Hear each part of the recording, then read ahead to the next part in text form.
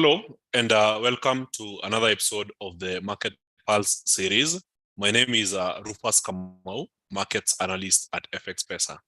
So as we all know, today is Thursday, and the most anticipated news for the week comes up on Friday, and that's the US non-farm payrolls, or basically the jobs report. So we know that the US non-farm payrolls comes up on every first Friday of the month. However, this month was a little bit tricky. So the first Friday of the month, we did not have the jobs data. Remember, that was on the 3rd of March. So this was eventually moved to the 10th of March. However, going forward, most of the news concerning the non-farm payrolls will be coming on the first Friday of the month. So I know in the morning we had a little bit of a challenge with the sound. So I'd like to begin with a mic test. So if you can hear me clearly, kindly type hi on the live comment section, and these will confirm that everything is working just fine. So if the volume is normal or high, kindly respond. I want to make sure that everything is flowing right before we proceed.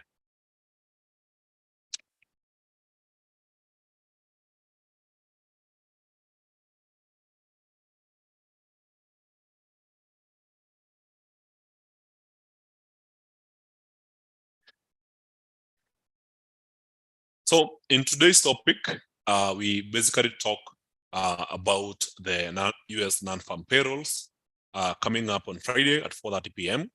So the very first thing I want us to think about is what has been happening in the markets over the past 1 month. So first of all, we jump right onto it. We look at the February data, and this basically gives us a perspective of what the Federal Reserve of the US is looking at. And also it gives us a perspective of what other market players are looking at before making their decisions. So first things first, I want to make sure that everyone is up to date with what's happening. So on one hand, we have the Federal Reserve Bank of the US, which has been working so hard to fight the high inflation environment in the US. So in June last year, we saw inflation peak at 9.1% in the US, and the Fed has been very aggressive in hiking rates since March last year. So in March last year, the maximum interest rates were at 0.25%. So they implemented 4 rate hikes, 75 basis points each, another 5th rate hike, 50 basis points, and then on the 6th one, they went to 25 basis points hike.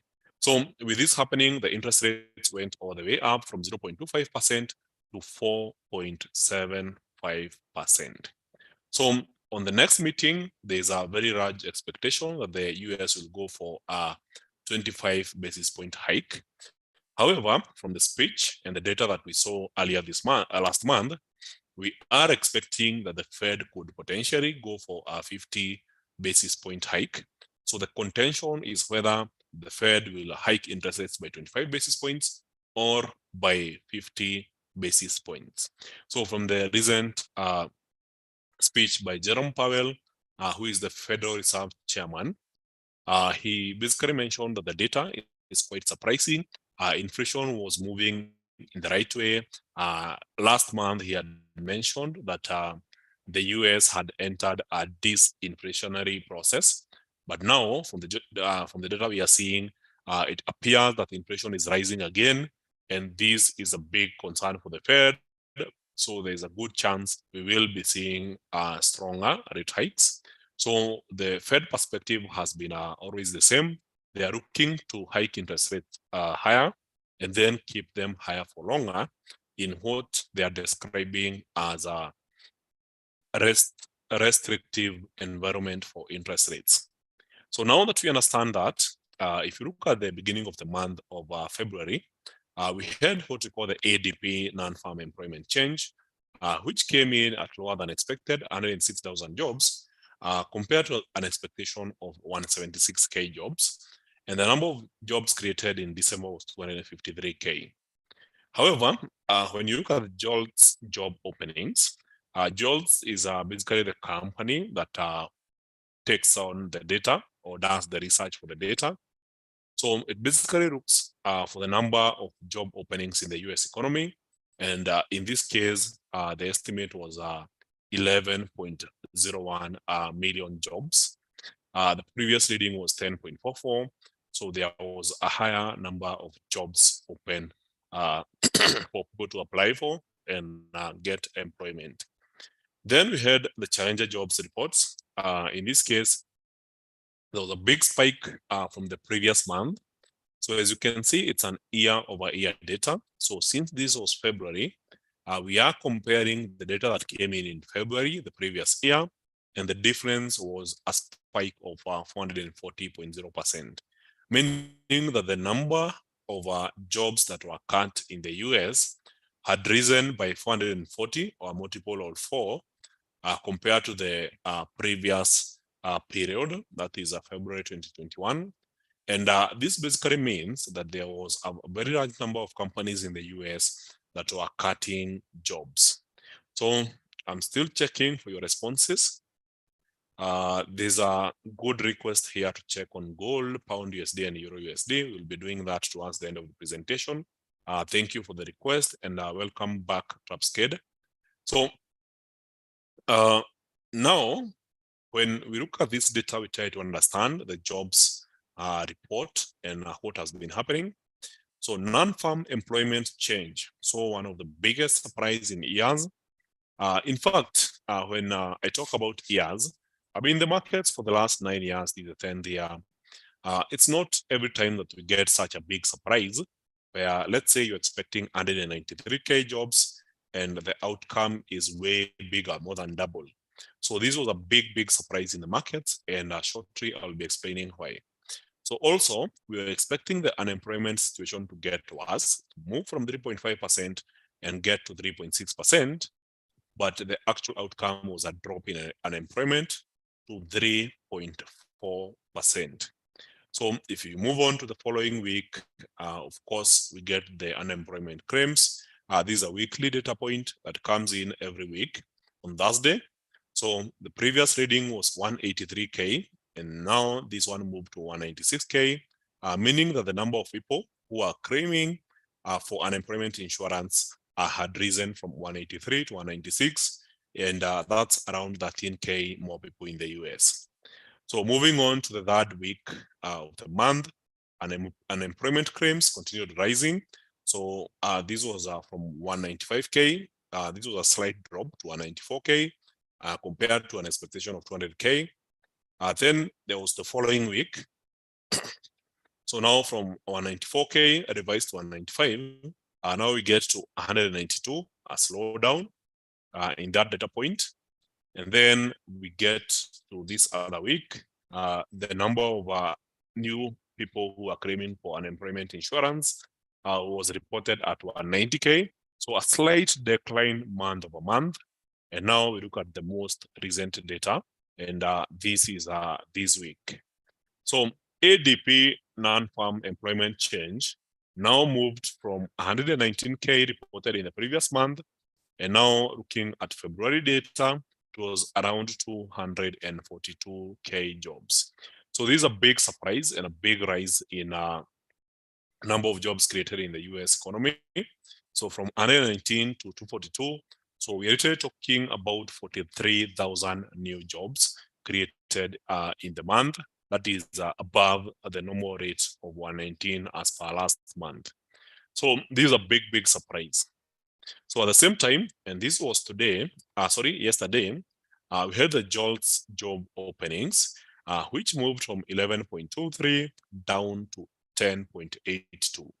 So what this basically means is that companies or employers are freezing new hires.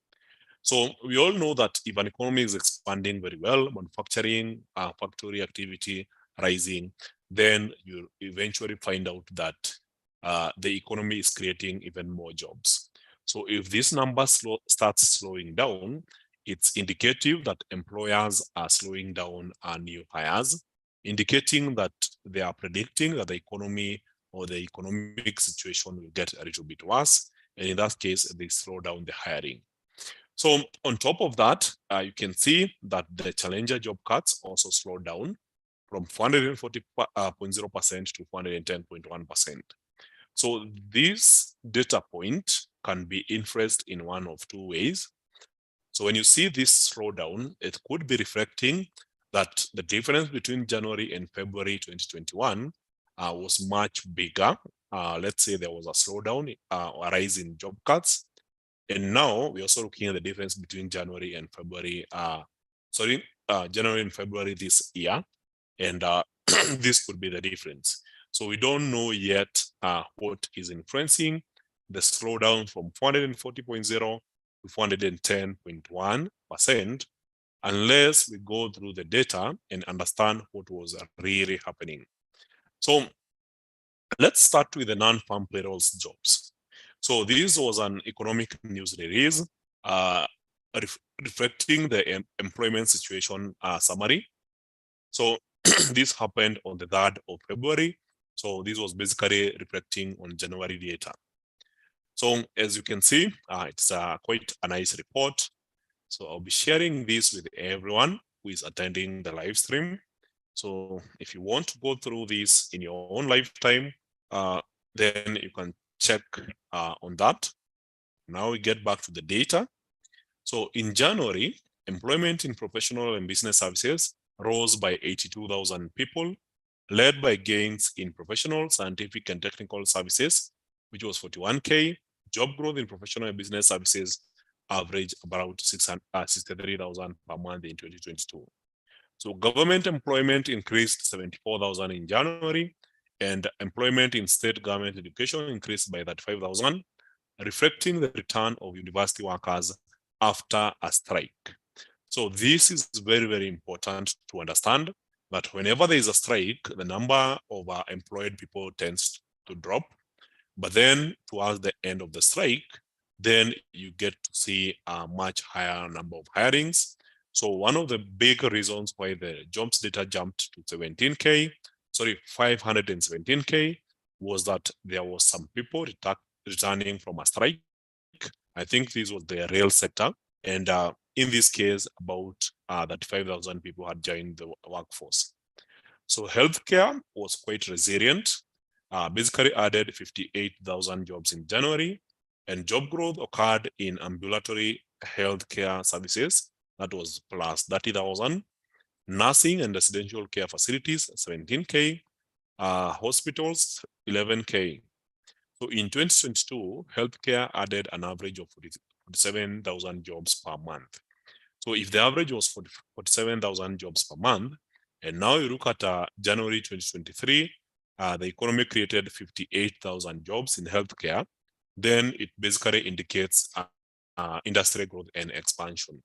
So employment in retail trade rose by 30,000 in January, following little net worth in 2022, an average of 7,000 increase per month. So in January, job gains in general merchandise retailers was up 16,000, and in furniture, home furnishing, electronics, and appliance retailers up 7,000. They were partially offset by a decline in health and personal care retailers, which was down 6,000. So this was still a big surprise. So construction added 25K jobs in January, reflecting an employment gain in specialty trade contractors, which was up 22,000. Employment in the construction industry grew by an average of 22K per month in 2022.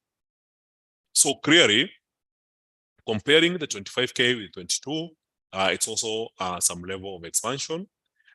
Transport and warehousing added 23K jobs, the same as industry's average monthly gain in 2022 or last year.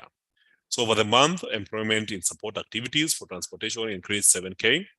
So employment in social assistance increased by 21K, a little different from the 22 average gain of 19K.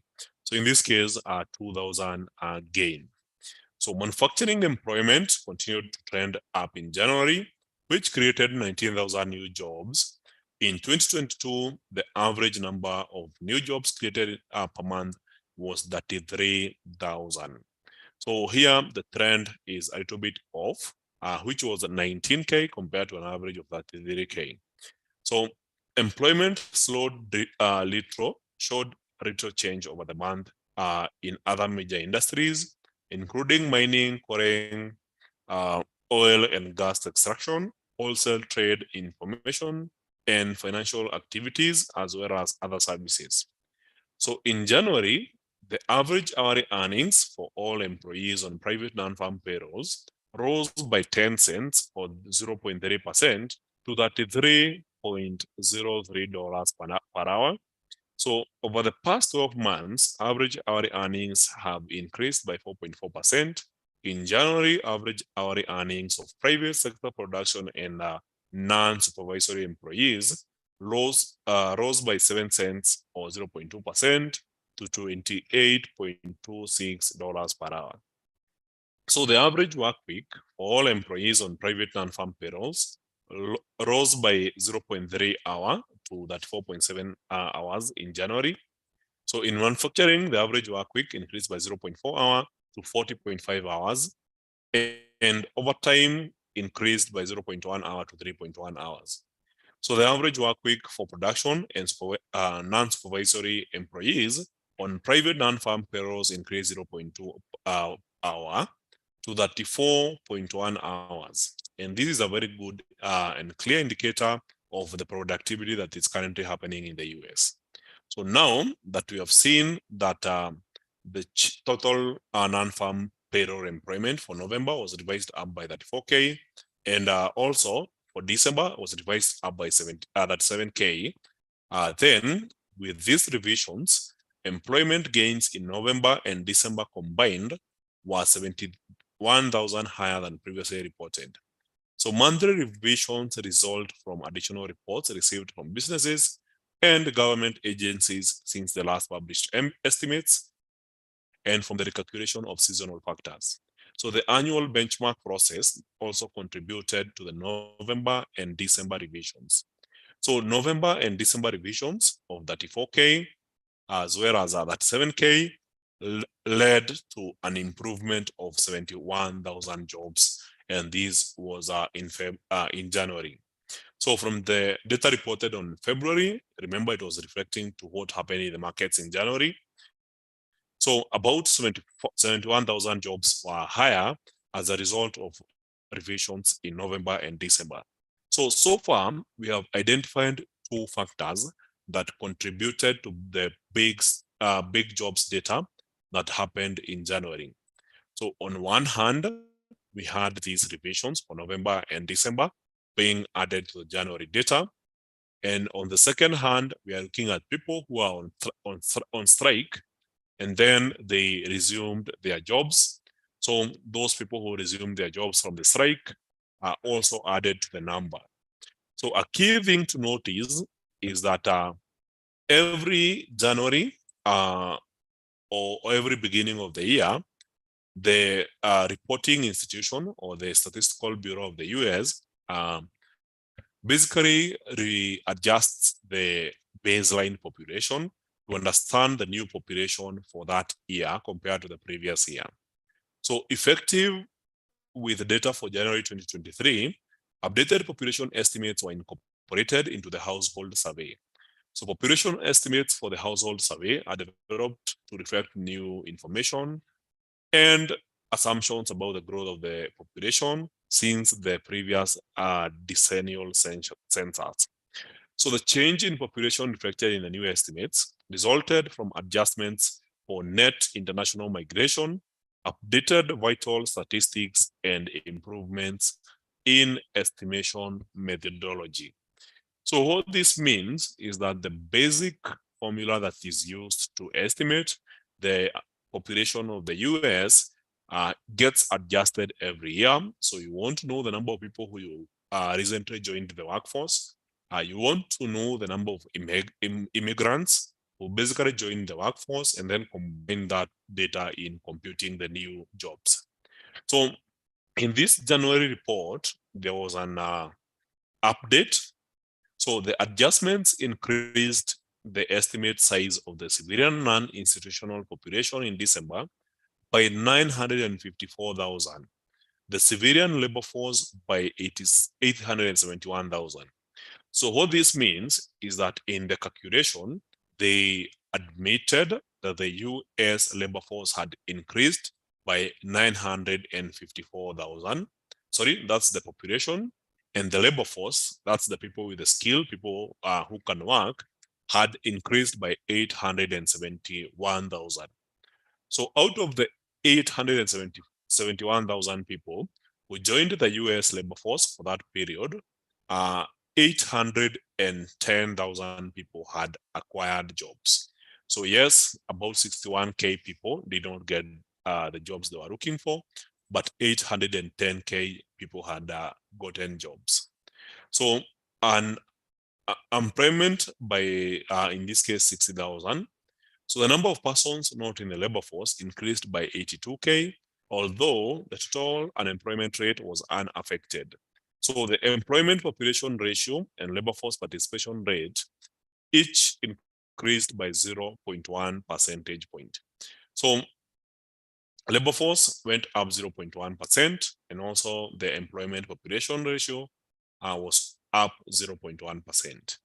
So what this means is that with this kind of adjustment, then the overall outcome is that we'll be seeing a very big spike in the jobs data, and that explains why we had 517K jobs created in January. So it was more about refocusing the jobs data, refining the formula to get the new jobs data. So in my expectation, now as we get to the jobs data tomorrow, which is what we are trying to focus on today, the non-farm payrolls will not be having a new formula adjustment. So the formula was adjusted last month. So on this month, we'll be looking at the real actual data and the real actual changes that happened in February. So despite having 517K jobs report in the previous reading, this could change a little. So the normal expectation in this case is that we see a 224K jobs report on Friday, and that's tomorrow at 4:30 p.m. So if the outcome is higher than this number, then it will indicate that there is an acute hot labor market in the US. If it's lower than this, then maybe the interest rates that were hiked last year are beginning to take root in the US economy, and this could potentially lead to some level of acute recession later this year. So we also be looking at the unemployment rate, which dropped to 3.4% in the previous reading, and this is a 54-year low. So from the data that we received earlier today, which was the ADP non-farm employment change at 242K, JOLTS job openings at 10.82K. Now let's focus on the Challenger job cuts report, which came in at 3:30 p.m. So I have the report right here, and as you can see, job cuts hit 77,770 in February 2023. So this was the highest year to date since 2009.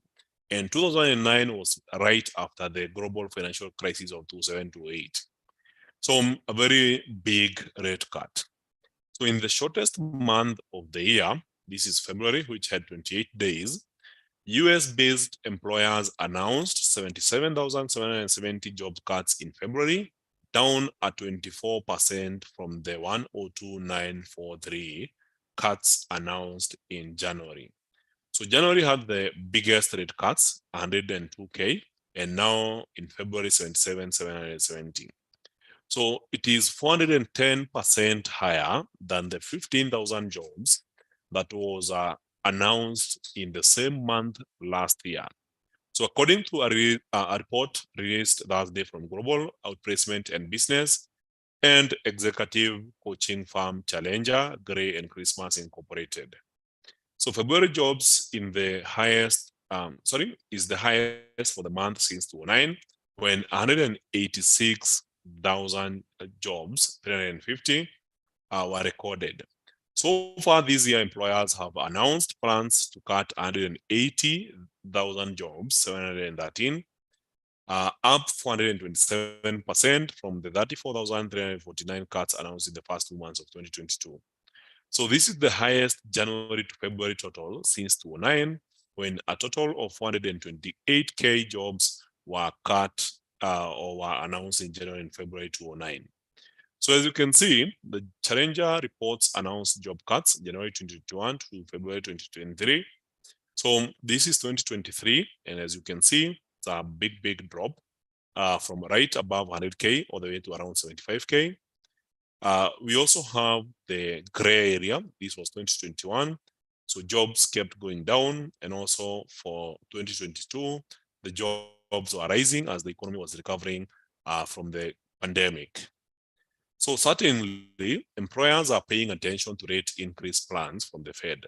So many have been planning for a downturn for months, cutting costs everywhere elsewhere.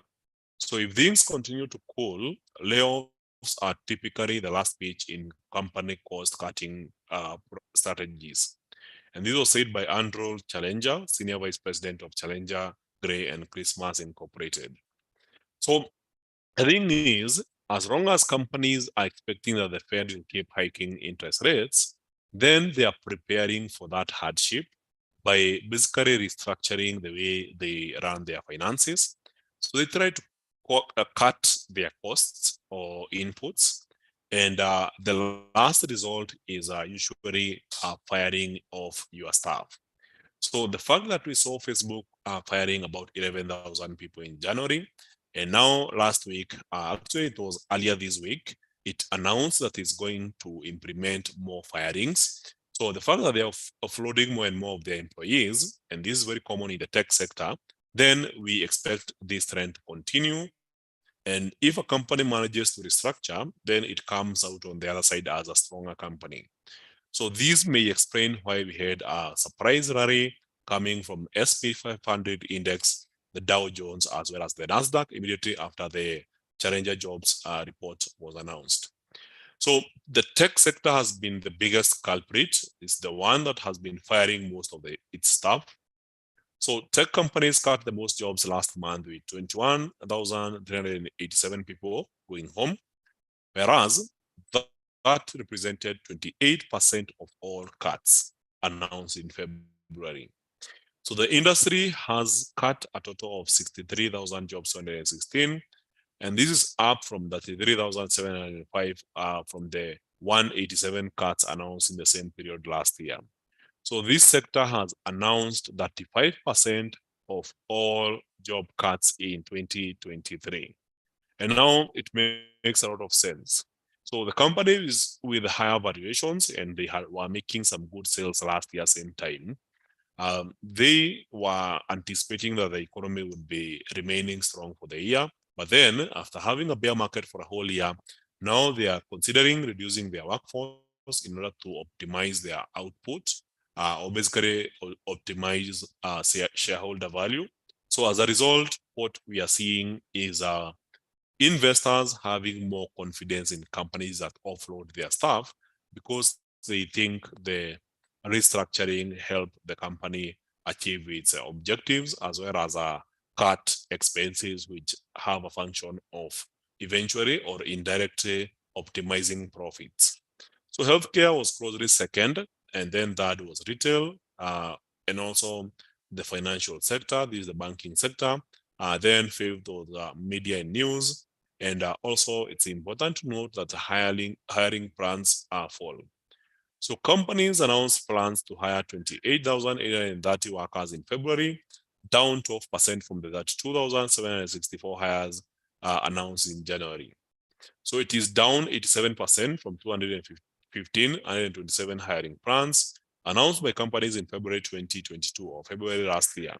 So far this year, companies have announced plans to hire 61,694 workers, and lowest January-February total since 2016, when employers planned to hire just 15,901 workers in the first 2 months of the year.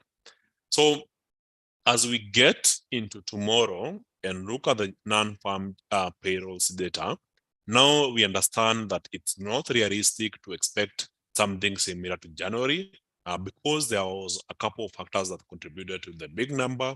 And one is the readjustment of the formula to include a higher population. Two, people coming from the strike. And also we have three, which is revisions from November and December. So we will not be expecting all these to be happening this month. So it will be a much better measure of the employment situation in the US this time. So if we happen to see a 224K, this will be honestly a surprise. And it will be telling everyone that the US economy is very resilient. And as a result of that, we expect the Fed to get more aggressive and go for that 50 basis point hike. So in this case, 224K jobs and even higher, and this is in my opinion, would represent a very strong case for Fed to go for 50 basis point hike. And the natural expectation is that a 50 basis point hike would lead to a much stronger dollar and much weaker equities. So on the other hand, if the number is lower than 224K and we see something close to 200K or even lower, then in that case, we expect the Fed to start worrying about the number of jobs in the economy. And in that case, go for a smaller rate hike of 25 basis point and become more dovish.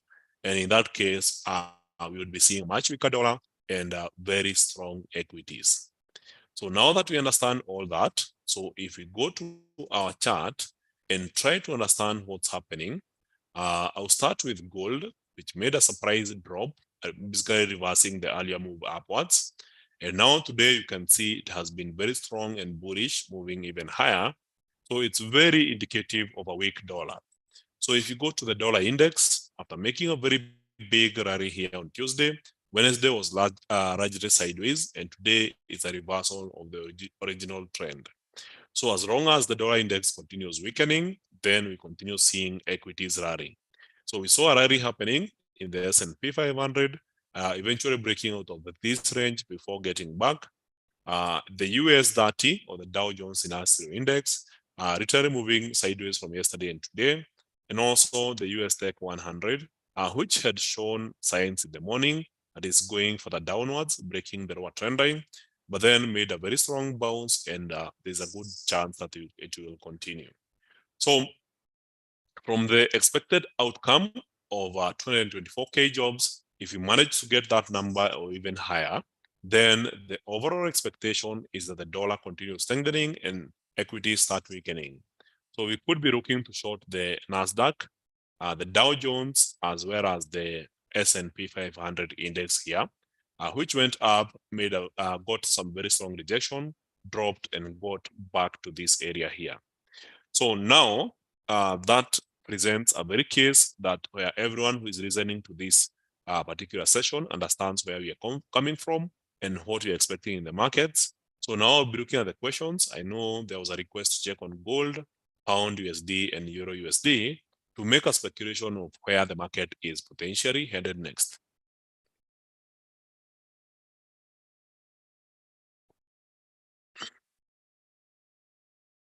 So let's go for it.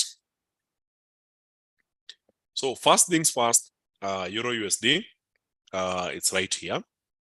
We know it's largely on a bear market, and this is on a short term. On the entire month of February, it was clearly bearish. This was a bull trap. A bull trap is where the market shows that it's going upwards, but then fails to completely move higher and dominate the sellers. So in this case, the market broke this trend line, got to the resistance, went back, and then right back into the channel. So now, today we are seeing some attempt to move higher, and the expectation is as we wait for the jobs data tomorrow, maybe we'll be having some further upside in the euro USD. Eventually, let's say getting to the upper trend line at around a price level of 1.06171. So the expectation is that if there's a strong job reports, then prices move back down. The dollar strengthens and the euro weakens.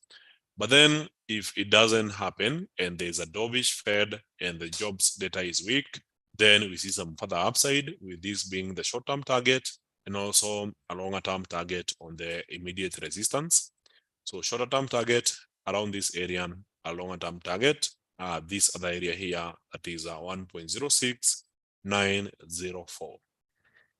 So for pound USD, trying to find the chart right here.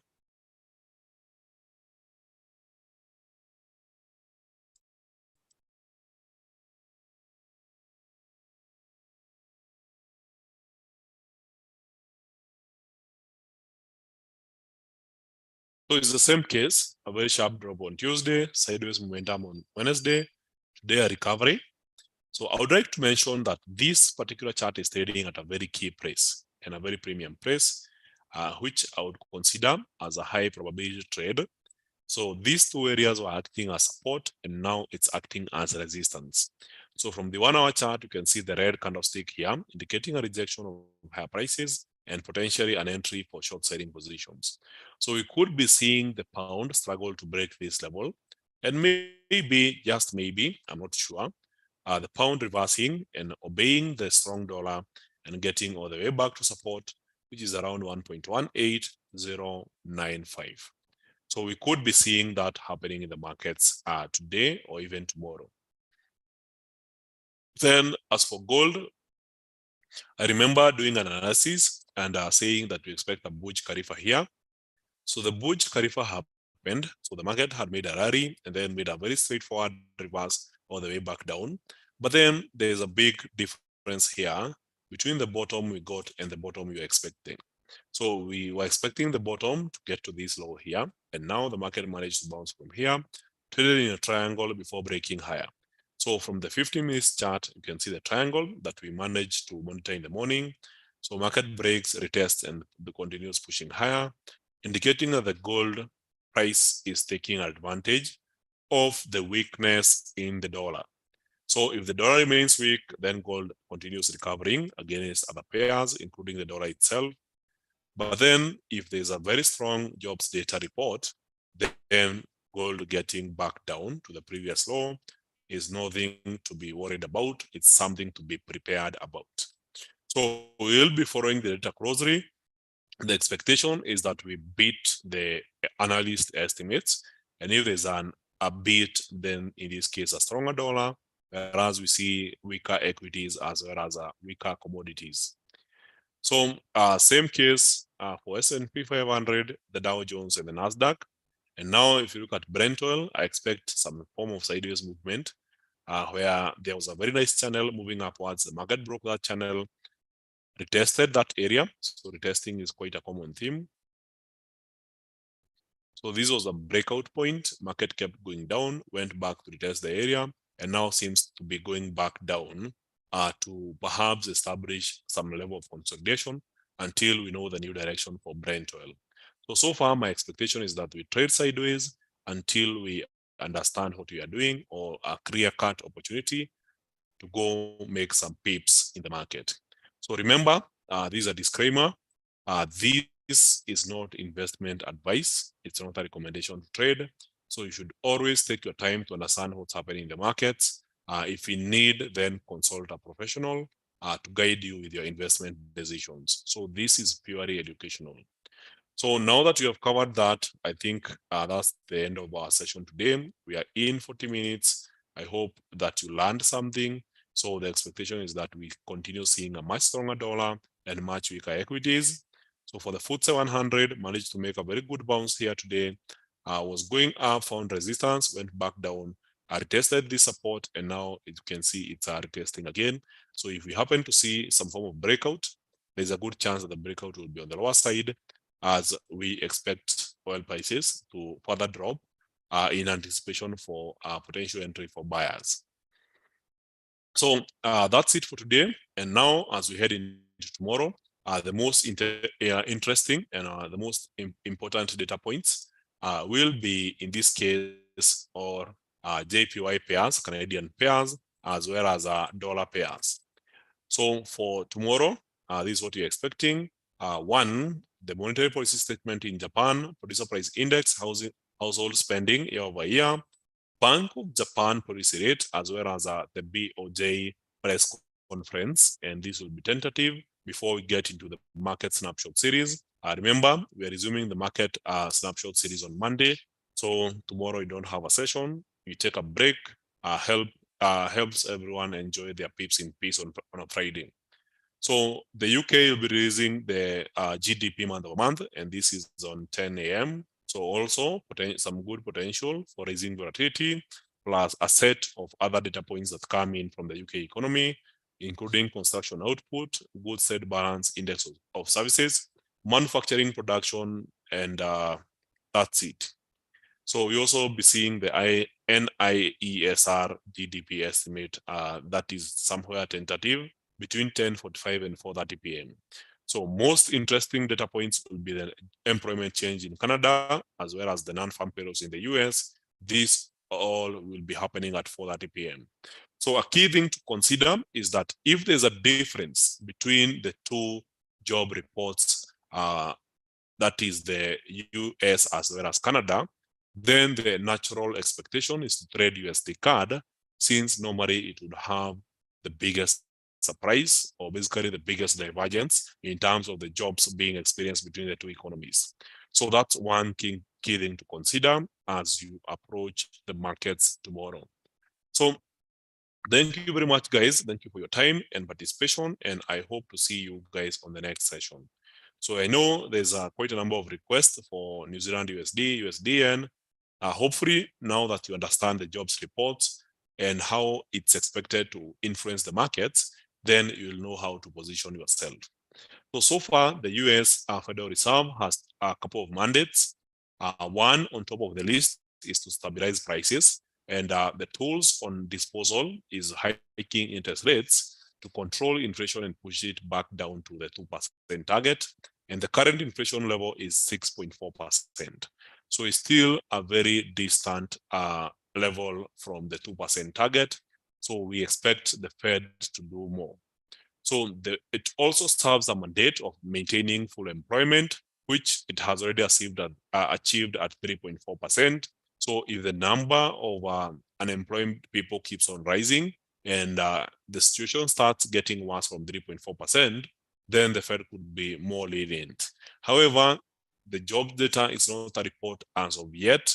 However, if there's an increase in the number of new jobs created in the previous month, then this would create an opportunity to go for a much stronger dollar and much stronger equity indices. So as you can see, and I'll try to share this, immediately after the challenger job cuts were announced, including the unemployment claims, we saw a very big spike happening in the NASDAQ, or the US 100. There was also a very big spike happening in the Dow before the reversal, and also a very big spike happening in the NASDAQ 100 before the reversal.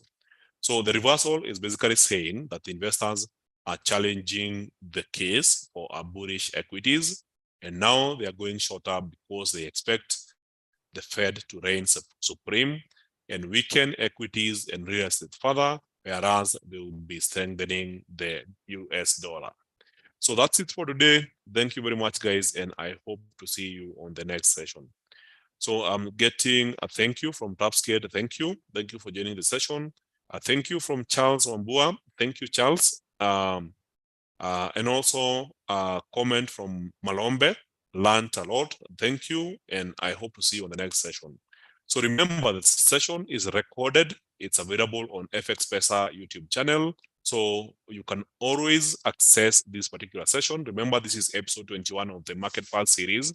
So if there are any other traders that you feel can benefit from this particular session and what we have discussed tonight, kindly share that with them, and hopefully they'll get to understand that and add that to their trading arsenal.